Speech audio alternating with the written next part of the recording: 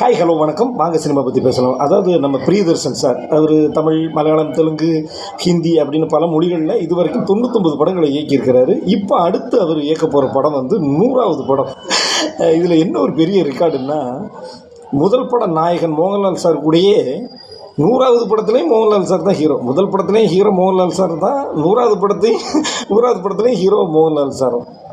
இது வந்து தமிழ்நாட்டில் மட்டும் இல்லை, இந்தியாவில் மட்டும் இல்லை, வேர்ல்டுலே இந்த ரெக்கார்டு அடிக்கவே முடியாது. ஒரு இயக்குனர் தன்னோட முதல் படத்தில் யாரை ஹீரோவை போட்டாரோ அதே ஹீரோ கூட அவர் 100வது படம் பண்ணுறது உலகத்திலே இதுதான் ஃபஸ்ட் டைமு.